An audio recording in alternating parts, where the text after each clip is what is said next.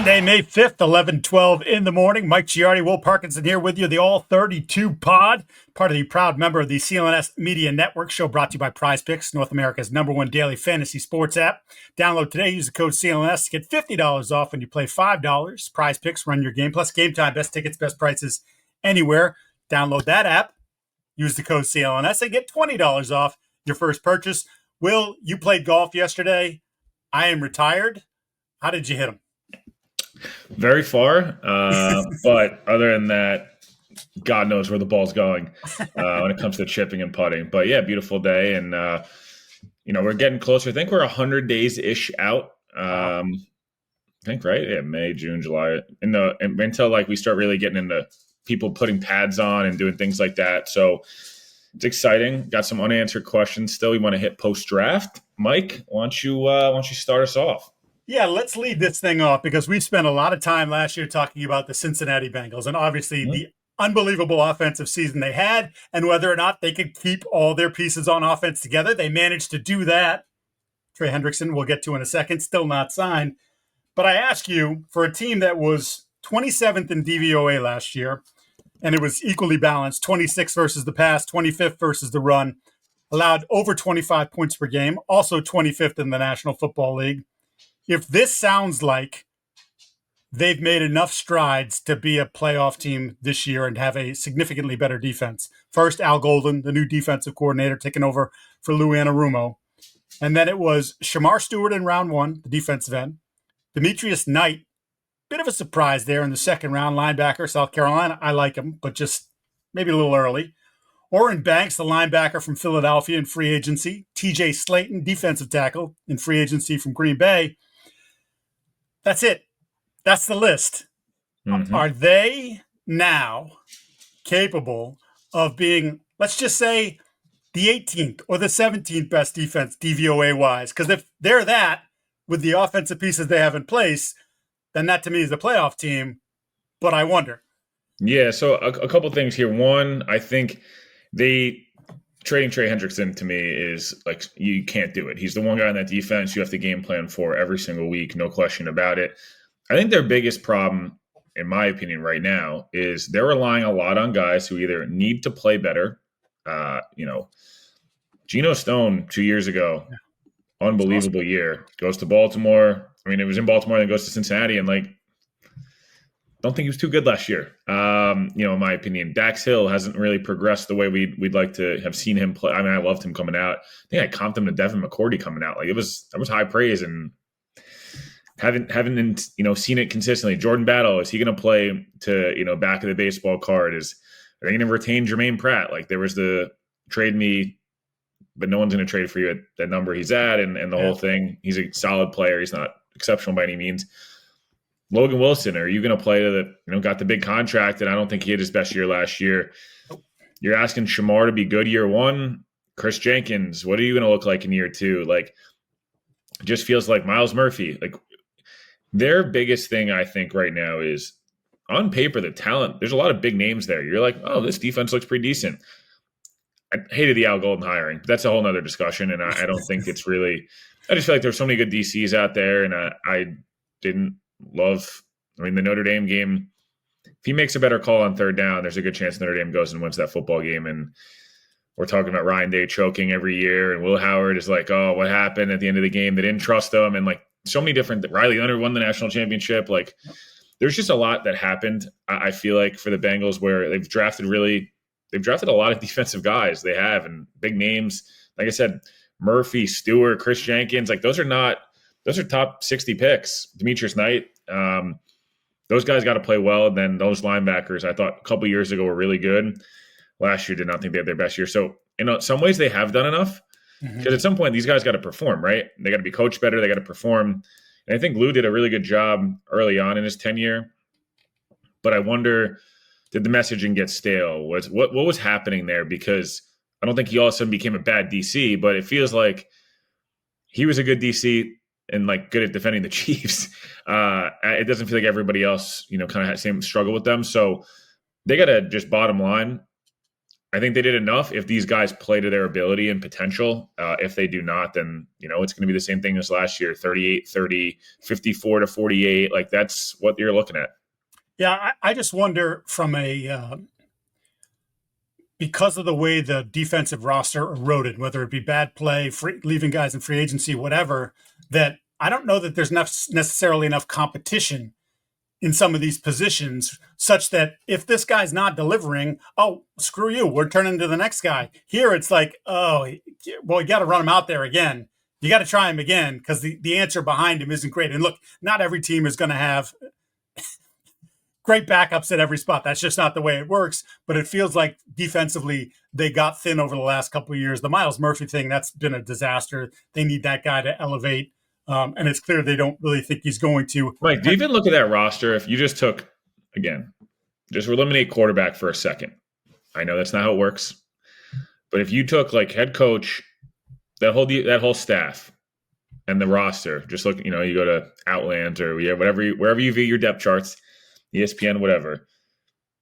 It's just like, this feels like a 9-8, 10-win team if Joe Burrow is really good. And if Joe Burrow's only average Joe Burrow, they're like a 7 or 8 win team. I just don't love, like, they kind of fall in that bucket where there's a lot of very top end guys, but the rest is like, I don't know. It doesn't really excite you personally. Yeah, middle class sort of eroded there. And then, of course, as you mentioned, the Trey Hendrickson thing, which we've been talking all along, you don't get rid of that player unless you're getting a haul for it. Now we're past the draft, so what's the haul going to be, right? I guess you could keep him, assuming you can come to some sort of agreement here to get him into camp and get him into the start of the season. If you're sitting there at the trade deadline and you're colossally disappointing, but he's still having a good year, maybe you sell him off. Although we made the argument that they probably should have done that last year with him and T. Higgins and so forth. So I don't. Sometimes I find it hard to understand. Would you go to Trey and say, hey, look, he's at what? He wants $30 million a year. Yeah. And he's at what? 18 this year, 15, 15 from a salary perspective. Could you go to him and say, hey, you want to play for 25 or 22 plus $8 million in incentives? That way, if we're out of it, we'll move you. And then you can be a free agent next year and both sides win. Like, someone's got to budge here because they can't. Well, you should have traded him already if you were going to move him. It's like when the Jets moved Jamal Adams in June, and it's like, oh, so you're tanking. Right. It just feels like he doesn't want to leave there, even though there has, and we heard him finally talk to McAfee, whatever that was a few weeks ago, and express dissatisfaction with the way ownership was painting him. But like, it feels like he wants to be on Cincinnati. He wants to play with Joe Burrow, and he thinks that there's a chance for them to do what they did a few years ago when they, went to the Super Bowl. And maybe if they handle Aaron Donald on that play, it's a touchdown and they're the champs. And you can put that all the, Cincinnati not getting it done behind them. So, yeah, I think that behooves them to figure out some common ground. They probably have to lean more towards the $30 million in guarantees, but they have it. They can do it. It's possible. And, maybe it is strictly a 1-year deal. And hey, if you're really good, we'll do the same dance again next year. And if not, you can find free agency and see if someone was willing to pay you he'll be 32 next year. If someone's willing to pay you that kind of cash, I just feel like if I had to pick today, they're a playoff team, but they're right on that line of, Joe's still going to have to be Superman. Chase is going to have to be Superman. Because I'm just not sure the defense has done enough. Let's move on to the next one. The Dallas Cowboys. I think through the entirety of the pre-draft process, we said, when we looked at them at 12, we mocked a wide receiver, whether it be Matthew Golden or Tet McMillan. It was like, they're going to get a pass catcher to add to that arsenal because, let me give you the list. This is the list. We know CeeDee Lamb, one of the best receivers in football, top four, whatever. You could argue maybe even the best at times. Beyond him, Jalen Tolbert, Jonathan Mingo, Jalen Brooks, who, by the way, got 30 targets. I don't even know who he is. 30 targets last year, 12 catches. Paris Campbell, they signed in free agency. Ryan Flournoy, 6th-round pick in 2024. And Kavonte Turpin, who is, he's a speed player, is a niche guy. It's obviously really good special teams. So Lamb has huge numbers. Yep. Jalen Tolbert was next on the list with 49 catches. That currently is their receiver room. That, for a team that always fancies itself in the mix, is not nearly good enough, because it's not like their tight ends are awesome either. This is CeeDee Lamb and what? Yeah, they're confusing. Every year, I think we joked about this last episode. Every year, it's Cowboys are in on Devontae. They're in on back in the day when Sammy Watkins would get traded. Diggs, like why weren't they in on Diggs? Like what? Yeah, that was a perfect like, hey, go play with his brother. It's like, can you get 1 year out of him? We can move him along slowly. I think Kyle Brandt said today, Good Morning Football, they're the most boring story in the NFC East right now. They are, right? The Giants are true. Boomer bust, like haven't won in forever. This big franchise that's been in the doormat of the league for 13, 14 years at this point, and all these additions and top 3 picks and the whole thing. And the Cowboys made the smart pick at 12, right? They went offensive line. That's sure. Protect your quarterback, run game, like protect your defense by being on the field less. All those things are fair. But why? Like they just haven't added like anything, I feel like, of substance. They've reached for guys that you're betting on pre-draft hype for players 2 or 3 years and it's not like, oh, we're getting them at a cheap deal. They're giving up Mingo. They gave up like a legit pick for. Yeah, I'm just a little confused. I think Jake Ferguson's a solid player. I don't think he's nothing special. Yeah. I think he's the 18th best. I don't know. Literally, I didn't even count. The 18th best tight end in the league or 22nd, whatever. It doesn't matter. Like they didn't even go at like, why weren't they involved in some even like low risk, high rewards? They're weird. I don't know if they have enough on offense to scare you outside of CD, and like Dak's really good, but Brian Schottenheimer's offense is a little more archaic, I guess I'll say. And I don't know, Mike, I'm not sure what to do with the Cowboys. It feels like if Dak's healthy, again, they're a 9-win team. And if Dak's hurt, they're a 6-win team. And we're kind of just where we were last year. Yeah, it's interesting too, right? You mentioned Schottenheimer's offense, right? He's a run-first guy. That's his, if you look at his history, his teams, and he does a good job of building the run game. And so we look at their offensive line, and they've invested heavy resources, right? Guyton's a first-round pick last year. Tyler Smith's a first-round pick in 2022. Cooper Beebe, third-rounder in 24. Tyler Booker's a first-rounder. Spent big money on Terrence Steele at right tackle. So, they've put money into that, and there's some talent there. Yeah. But then I look at what they put at running back. Javonte Williams there too. Javonte Williams, Miles Sanders, Jaden Blue, and then they drafted Jaden Blue, who I think everybody views as a complimentary piece, right? He's not going to be the bell cow. Yeah, so so you want to be more of a run control the ball team, but you didn't get yourself a big target on the outside to help move the chains, and you didn't get some special back, or even those aren't even above average backs. Like that's just average run of the mill. I mean, I suppose you could pray that Javonte Williams becomes the guy he was his rookie year before he blew out his knee, but we're a few years removed from that now. It doesn't feel like that's coming back around. They're also relying so much defensively on Trey Diggs coming off 2 years straight of injury. Like the Revel draft pick was their best pick, I thought. Like if that guy's healthy, he's probably a first rounder. Yep. Great value. That's awesome. But Jack Sanborn, I think, was a nice signing. I think Kenneth Murray is not very good, to say the least. If Overshawn's going to be healthy, I don't know. It's a serious injury. Point being, up front, they're good, right? Ezra Fowler, obviously Micah, Odighizuwa. There's a lot of talent there in the back end. Hooker's a fine player. Bell's had some moments. Bland was really good 2 years ago. They should be much better on defense by just being healthy. Micah missed a lot of time last year and all that stuff. And I think in a lot of ways there's no pressure on them. So I wonder if sometimes the Cowboys are better when they don't have a lot of pressure. I just wonder on offense, where are you pivoting, right? Are they a Keenan Allen team? Sure. Yes. Right? Hey, we'll get involved in Keenan Allen and Amari Cooper again. Cooper and all that stuff. But I just felt like there was a spot for them here in this draft. And again, the way it worked out with, Revel and Booker and these other guys, I like the thinking, but couldn't you have drafted, why weren't they involved in a big body outside target that could just run goal balls. That's it. You're going to run. I don't know. I just, they're weird. I don't know they're just in that middling pack right now, in my opinion. And yeah. Jaden Higgins, Aya Mayor, like there could have been something that they could have done via the draft that maybe would have helped sway that position. And like we just mentioned, some of the kind of guys, the free agencies that are still out there. And like Keenan has very little left in the tank. Amari has very little left in the tank. Like, oh, great, Amari. He played for you. Well, yeah, it was a few years ago, and he was a hell of a lot more. Couldn't wait to move him for a 5th-round pick. Right, and he was just, he was a better player at that point. He's not that guy.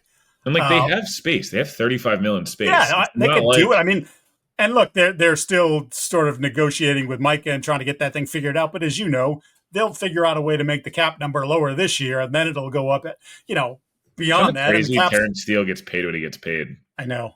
Although I think I looked at that deal, and I think it's pretty much they could walk away. After this year, it's done. Yeah, after this year, it's 3 years of unguaranteed money. But just saying, like, yeah. It's Jerry being Jerry. So do you think that Jason Tatum is going to go nuts in game 1 of the playoff series for the Celtics? Maybe score over 30 points like he always seems to do against the Knicks? Or maybe it's Jalen Brunson, who's just been unstoppable for the Knicks. Well, guess what? Get involved with Prizepicks, the best place to get real money fantasy sports action. Over 10 million members, billions of dollars in award winnings. Prizepicks has made daily fantasy sports accessible to all. You just pick more or less on at least 2 players and up to 6 for a chance to win 2,000 times your cash. Sign up today. Get $50 off instantly when you play $5 using the code CLNS. Again, download the app today. Use the code CLNS to get $50 off instantly after you play your first $5 lineup. Prizepicks, run your game. Let's get to our next one. We talked about these guys a ton last year because we could sense, we sensed even going into the preview that there was something amiss with the Houston Texans. And we started with offensive coordinator Bobby Slowick, who was interviewing for all these head coaching jobs. Now, a year later, Bobby Slowick is a assistant something or other, ball boy for the Miami Dolphins. The Texans' offensive line never found their footing last year, and there was a lot of blame being placed on Slowick's protections, that C.J. Stroud didn't have enough control at the line of scrimmage, and what it led to was a lot of free rushers and C.J. Stroud running for his life, which is not his game. So Nick Caserio looked at this thing and said, I'm shaking it up. The first thing he did was the surprising one. The big trade of Laramie Tunsil to the Washington Commanders, move off of Tunsil's salary. He's getting a little older. Wasn't his best year last year, but still their best offensive lineman. Also dealt a former first-round pick, Kenyon Green, to the Eagles. He was a first-round guard for C.J. Johnson Gardner there, Chauncey Gardner. Then signed, get this, 2 of the worst guards last year by any metric possible. Laken Tomlinson, former Jet, former 49er, last year with the Seattle Seahawks, and Ed Ingram in a trade with Minnesota. Then, on top of that, signed 2 free agent tackles, both who are not known for having the greatest interest in playing football and having the highest motor, that being Trent Brown and Cam Robinson. Drafted Arante Ursary in the 2nd round from Minnesota, tackle, left tackle in college, could play right in the pros. When you look at all they did, and Slowick is gone. Nick Caley gets his first offensive coordinator job, formerly of the Patriots, last couple of years working under Sean McVay, where he advanced to passing game coordinator, I believe was his title. I got to tell you, I look at that and I say, I'm not sure that you're any better off than you were last year. It feels like you're putting a lot on the offensive coordinator to have a better protection scheme to protect C.J. Stroud from what happened last year. Yeah, this is big sigh. Yeah, because it's like, if you look at the depth chart, it's like, I don't know. I just don't get. It's like, hey, let's throw 15 bodies at it, and 5 got to make it work. And like, I like the Ursary pick. I think that's it was a really nice pick. I thought it was one of the better value picks. And hey, like, Lincoln Thompson was a Pro Bowler at one point in his career, so can you get like league average play out of him? But we haven't really seen it in 3 or 4 years now. It's been pretty much below league average, if not worse. Trent Brown, it's like, how many times are we going to bet on the Trent Brown experience? I don't know. I'm just like, I love the Higgins and Noel signings. I mean, draft picks, love them. Fantastic. I feel like even on defense, like little ones, like Gardner Johnson was a good, low risk, kind of move. And hey, Danielle Hunter, and, we extended Stingley and we, brought Sheldon Rankins and all. Like they've made nice moves. I just, the offensive line, and again, I know there was not a lot out there. I get it. Wasn't a strong draft in terms of tackles. And then on top of that, the free agency market sucked. Patriots fans know it, Jets fans know it. It was not a good market. But like, I just feel like CJ's on a rookie deal and we're like worried about extending Danielle Hunter again after we just paid him. And again, I know it's probably more gymnastics or anything, but yeah, I don't know if they've done enough. If I'm a team and I'm playing the Texans, I still feel like I can beat the crap out of you up front.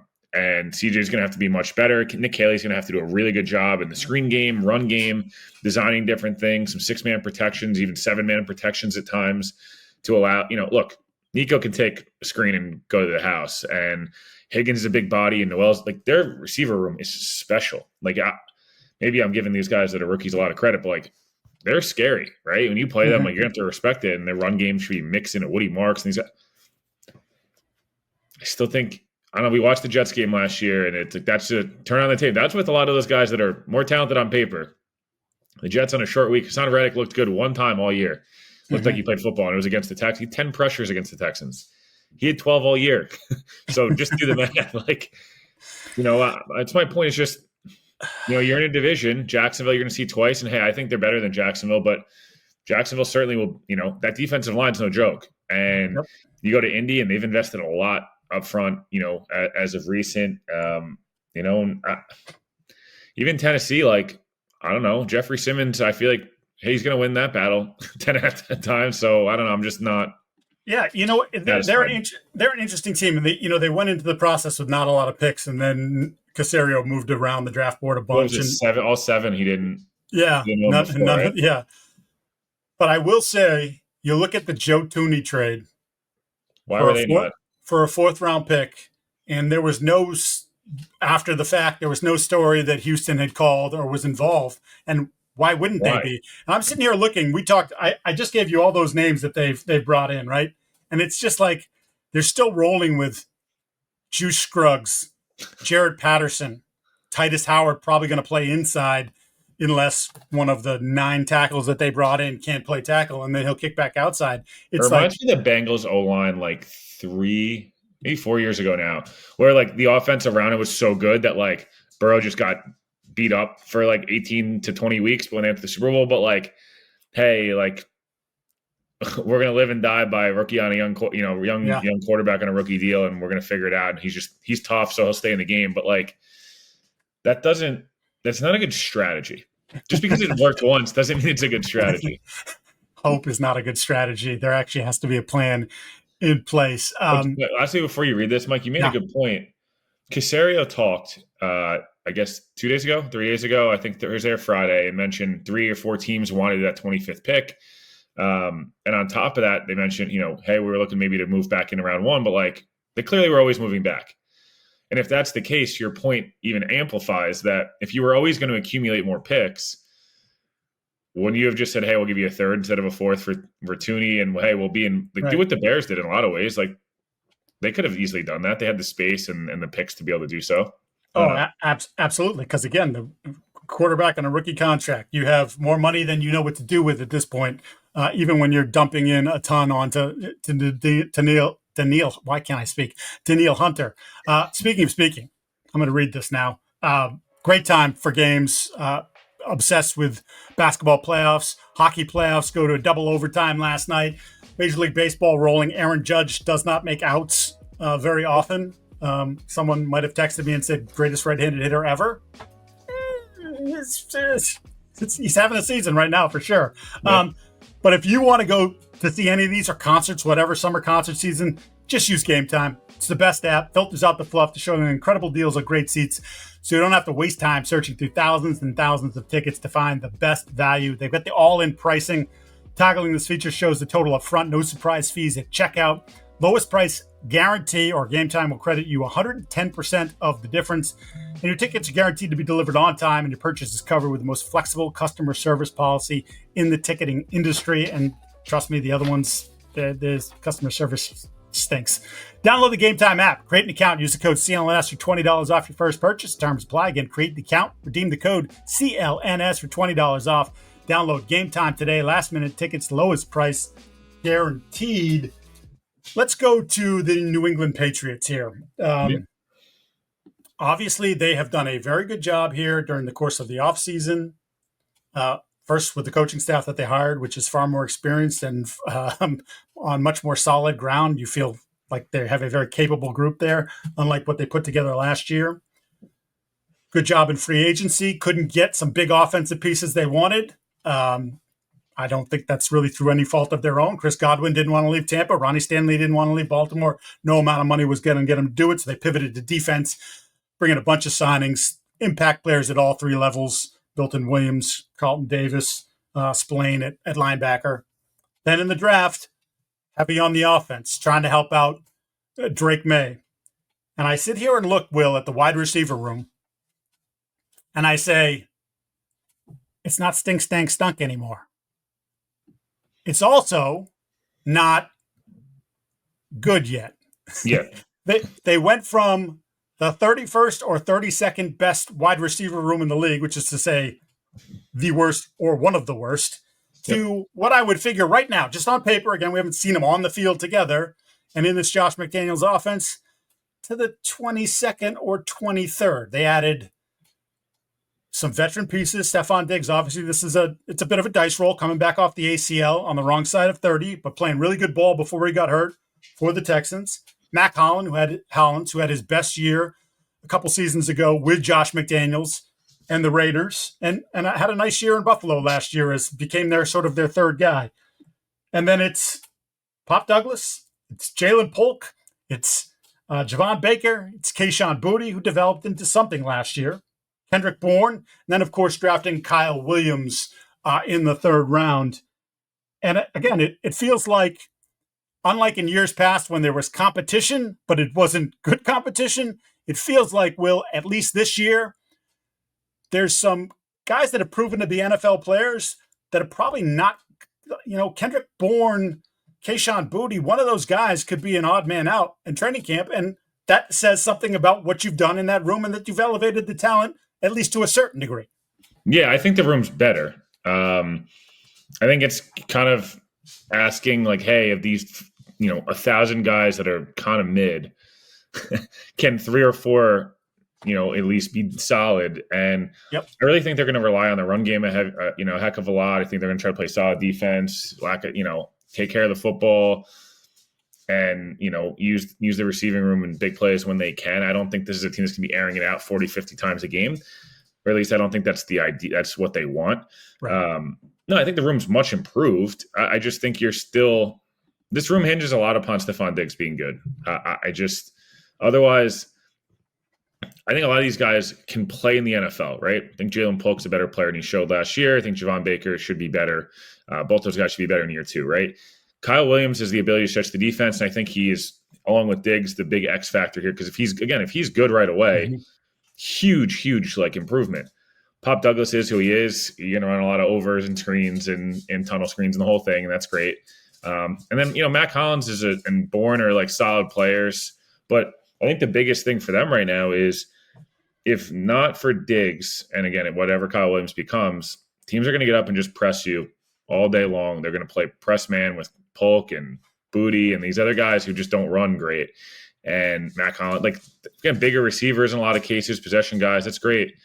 But if Diggs is at least most of what Diggs is, you can't just sit there and you got to have a Stingley, Sauce, Surtain level guy to even at this point with Diggs' career. So the room's much improved, but I still think they need the development of 1 or 2 guys, whether it's Williams, Polk, Baker, those type of players, younger guys they've drafted in the last 24 months, to take a leap. And if they take a leap, this room goes from much better to, oh, wow, this is a solid room. I feel good about where we're at for Drake May. They've invested, and they've done a good job. And they've tried.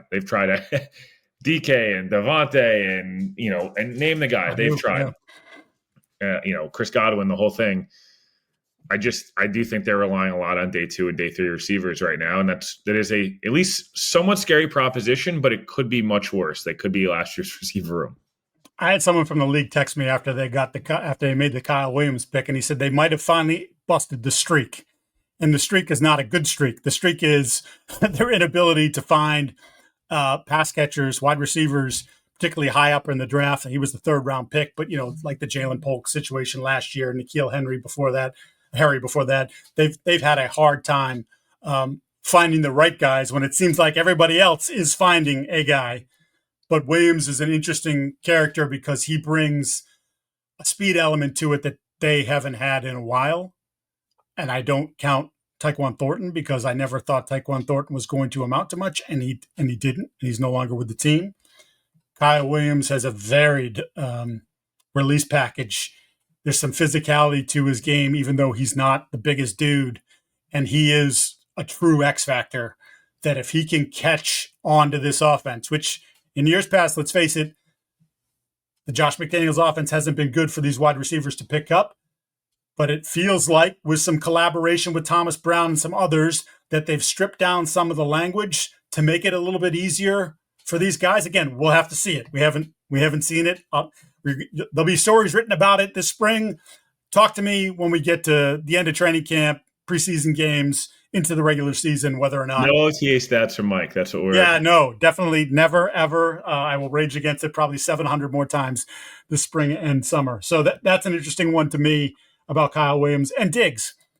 What does it take? 85 to 90% of what he was to be what you were talking about. If he could be 85% of last year, Diggs, he at least name-wise will scare you early on. Even like Hopkins was in Kansas City, at least early on, it was like, we got to respect DeAndre. Eventually, you kind of were like, ooh, this guy might be cooked. But and Hopkins got beat up in other ways, so it wasn't, physically his body just didn't hold. But it's a fair point. If he can give them something early, and whether that early is week 1 as he is supposedly aiming for, or if it's more like week 5 or week 6, which tends to be the timetable for guys that had an ACL injury in late October, then that's fine too. But give some room for growth for some of those other players. And then maybe by the time you figure out he's not what he used to be, or you can't depend on him as much, maybe one of these other guys or a couple of them have grown and developed to that point. Let's finish up with the Buffalo Bills. We talked about them last week, about Brandon Beane going nuts on a talk show about them whining about him not getting a receiver in this draft. They spent most of their draft working on defense. They spent most of their free agency working on defense, including a couple big guys, Larry Ogunjobi, my pronunciation, Michael Heck, who are both suspended for performance-enhancing drugs for the first 6 weeks of the season. So that was interesting. TJ Sanders, juiced up pass rusher, 2nd-round pick from the interior, the South Carolina, Landon Jackson, in the 3rd round from Arkansas. Deontay Walker, the monstrous defensive tackle from Kentucky. He was picked in the 4th round. Joey Bosa signed in free agency. Oh, by the way, Maxwell Hairston, 1st-round corner. They brought Trey White back for a 2nd tour of duty, and Dane Jackson back for a 2nd tour of duty in the secondary. When we look at the Bills and how close they've been over the last few years, Will, it seems like we always come back to their defense just doesn't get off the field in a big spot. Are all those names I listed, is there enough there for them to be the defense this year that finally gets off the field against either Cincinnati or Kansas City in the postseason? I'll keep this short and sweet. I think they've added to their defense. I think their defense is going to be a good unit. I think it's always going to be a top 10-ish unit. Great coaching staff, good scheme, good depth. Like, this team has added depth for sure. I think they've got a bunch of guys, right? And if Harrison can be even a decent starter in year 1, it adds some dynamism on in the back end. Benford's a good player. Obviously extended him. Wouldn't do too much Trey White talk. But I don't know, like up front, is Joey Bosa going to play in the end of the year? I think that's the thing. Like, sure, on paper, Matt Milano, Joey Bosa, like, cool, man. That's awesome. but both guys every year have gotten hurt so much at this point that, like, I don't know if either of them are even this half the player they used to be. Yeah, I love up front interior wise. TJ Sanders will of that. Obviously, again, they added multiple guys that are suspended for the first half of the season due to steroids, but that's a whole nother discussion. But yeah, like, I really enjoy a lot of what they did. I just don't, unless Rousseau's going to take some giant leap or Joey Bosa is the player he was 3-4 years ago. I still feel like they're a bit better group than they are individual skill set. And, Von looked like that guy before the ACL. Like, that first year in Buffalo, he was spectacular. Yep. Since then, obviously Von was hurt. He had all the off the field stuff. And on top of that, I don't know. I think this is a really good group. I think it'll be a top 10 unit in the league. I think we'll be like every week they give up, 18 to 20 points. And like they keep teams in front of them. And, they're on the field a lot because Josh Allen's so good. But I don't think they've, in my opinion, added this dynamic edge rusher to close out games with this pass rush specialist. Unless, again, Landon Jackson as a rookie is like, hey, man, I'm just going to come out on third downs and beat you up. Or, hey, like, Joey Bosa is healthy for 12 to 14 weeks as opposed to 9 because he's, they limited him on reps and these different things. Because then, again, like, much different convo. I think this group will be good. I don't know if this group will be the closer that they're, looking for. Yeah, I'll keep it even sweeter. I don't think it is good enough unless one of those young players that we just mentioned takes a leap. I think one of the big things for them will be to figure out a way to keep Bosa off the field when it doesn't matter, so that he is on the field when it does matter in January, because this has been 3 or 4 years now of just Joey Bosa's body breaking down every single season, which is one of the reasons why the Chargers were totally fine saying, yep, see ya, it's all over. We're not going to do this anymore. But they did bring Khalil Mack back. So they were the perfect team for Myles Garrett. They were the perfect team for a TJ Watt. Like, to me, Trey Henderson. Garrett, well, that'll never happen. But right. Why? So, Mike, here's a good question. I'll finish this because why didn't they call Philly and say, we'll take Bryce Huff from you? Put Bryce Huff back in a 25 snap a game. Just rush. Man, we want to close teams out. We just want you to pass rush. We don't need you in coverage and playing against the run. We don't care. Why didn't they call it? Like, they should have been like the Josh Uche, Bryce Huff. This is just your job, man. Like, I need you to hit the quarterback in the fourth quarter. That's it. I don't want you to get, like, there's nothing else. That's what, I don't know. Why weren't they involved in that? That to me was such a no-brainer. Like, you guys take, I don't know, whatever. You pick up the mock trade with the Bills. But, like, couldn't they have been like, hey, take a 4th rounder. We'll eat half Bryce's salary. We'll get that off your books. Bring him here, and he'll just dominate, in the fourth quarter, do what he did to us in multiple Jets-Bills games. Like, that to me was such a perfect fit. I don't know. I just don't get it. I don't. Yeah, I mean, if you look at the guys coming off the edge, Rousseau's a good player, but he's not great. He's being paid like he's great now. Bosa, obviously, at the tail end. AJ Epinesa is fine. He's a fine player. Like, I look at the defensive line. I look at all of them. Ed Oliver, fine player, paid more than he delivers. Like, they're just, it's fine to good, but there's nothing great about it, and that's the problem. Because I think in those moments, you need guys that can just win one-on-one. You just need those dogs. You need that guy that has the ability to close out a game. They don't have it, and I think they're going to continue to not have it. All right, for those of you listening to the show, we ask you to subscribe to the podcast, like and leave a review. For those watching the show on CLNS, go ahead, hit the like button, subscribe to the Patriots Press Pass YouTube channel, where you can find our show and a lot of other great Patriots content and league content as well, of course, as we deliver. Also, please make sure to turn on notifications so you know the instant a new video drops. That is going to put a wrap on this edition of the All 32. He is Will. I am Mike. We will see you again at the end of the week.